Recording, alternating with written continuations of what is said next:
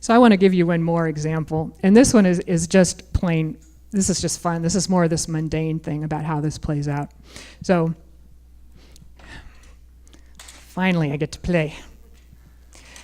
4 years. This is the kind of mop that I had used. Okay, and it's missing its little sponge thing because I had actually gone to the store to replace the sponge thing when I discovered a new way of doing things. So it's kind of the same old mop that's been used for decades. I mean, it's very similar to what my mom would have used. It has an improvement. It's got this nifty little Scotch-Brite pad that you flip the mop over and you can scrub those places where, you know, spaghetti sauce dripped or jam spilled or whatever. And I thought that was a very nifty invention. So I go to the store to replace the sponge thing, and what I find is this, which is, I mean, boy, this is sure prettier, isn't it?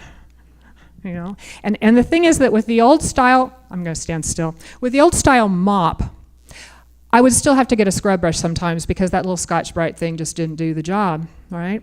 So what I see hanging on the wall is this, and if you'll notice, it's got little scrub brushes built right into it.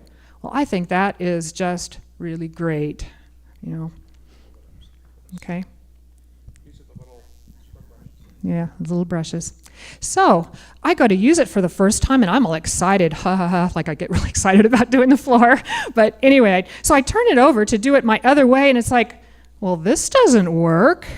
You know, this doesn't work. What a stupid design. And I try it, you know, various ways using my old paradigm of the mop, and I think this is just so lame. And I actually go through these stories, kind of like the disciples here, of thinking, the head must be on backwards. Somebody must have bought this and returned it, and it was broken. Sort of like, oh, well, somebody must have stolen Jesus out of the tomb.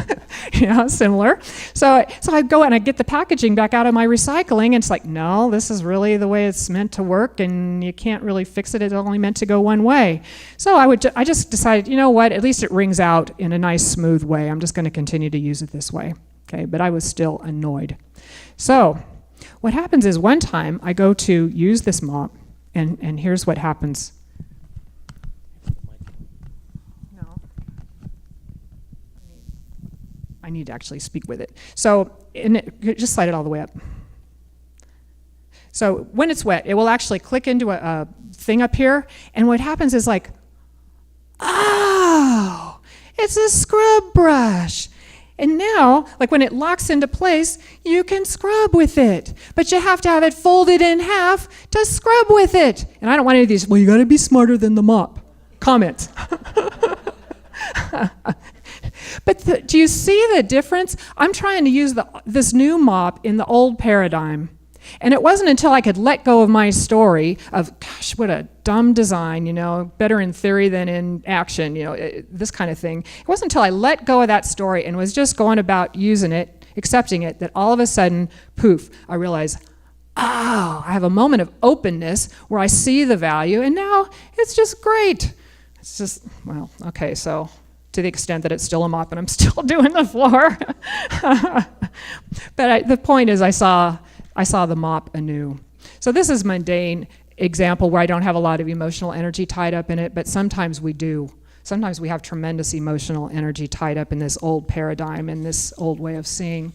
So I just invite you to consider, what am I seeing? What am I seeing that is me thinking that this is a bad design, that there is a terrible mistake here? Okay. Bad design. Some of us think that about ourselves. I mean, we beat ourselves up thinking, what a bad design. I am broken in some way. This, you know, I should have been made this way or that way or this way or that way, or, you know, gee, why are the brushes out on two sides when that's just a totally, you know, we don't understand the gift yet because we haven't seen that way that it comes together and why it's absolutely perfect. It's perfect. You're perfect. Right here, right now. It doesn't mean that you might not want to change the way you do things or the way you think about some things, but you've got unique gifts, and trying to make them into something different is, well, I think sometimes we're trying to use the new mop in the old way.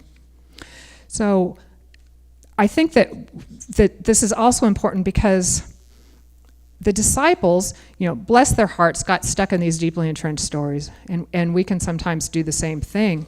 That is why, as much as I love I love logic puzzles. You know, I think Sudoku is fun. I love crossword puzzles. I love problem solving. I love working through stuff on the computer, and Ashley, don't you contradict me, and having it all work eventually. And I will keep at it until I solve the problem. I like that about myself. And as much as I love that, as a prayer chaplain, we, before each and every prayer, make that 18-inch journey from head to heart, head to heart, head to heart. And, you know, Van is our prayer chaplain today. If you have a prayer need, I hope you'll visit him after the service. But that is just so important, to be able to integrate the two. And I think it is best to let the heart inform the head, and just remember where, or, you know, consider where it is you're coming from. So over this next few days, in relation to this whole Easter energy, what I encourage you to do is just to come back to 3 questions that are related to this entire talk. So one of them is to just consider, you know, where might you be imposing an old paradigm on a potential new one without even realizing it? Just be open to the idea that there might be another way of seeing this. There might be another way. Without even acknowledging that something may not be poorly designed, but may be perfect as it is, you know, you leave yourself open to discovery. So just allow yourself to be that. I would also encourage you to ask yourself, where am I ignoring my angels? Where am I having this voice within me that I am choosing to ignore because I would prefer at this moment to be stuck in my story?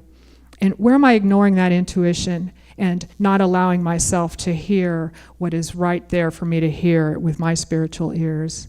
And the third one is just consider where you might be looking up and chalking it up to being just the gardener, when in reality you might be in the midst of an existential encounter with the beloved. And I would encourage you to consider that you're in that right now with each and every person that you're sitting with each person that you interact with the rest of this day, that they're not just the gardener, okay? They are that beloved in human form right here, right now. And just consider that maybe when you're breaking bread with someone and not recognizing the holiness that's sitting across the table from you, that's the time to maybe shift into a whole new paradigm. So I thank you. I have had so much fun putting this talk together. It's like, oh, I relate to this, I relate to that. These disciples, bless their hearts, you know. It's like even them that had it laid out totally in front of them, when it came down to it, had to just learn to see with new eyes. And so this hymn that I had asked Karen to put together, you've got the words to it in your bulletin, and I just encourage you to sing this along and just allow it to be this, just a blessing. Ignore if the these and thous get to you. Just know that this song is speaking to something that has been around for a long time, about open my eyes, open my ears, open my heart. And thank you very much.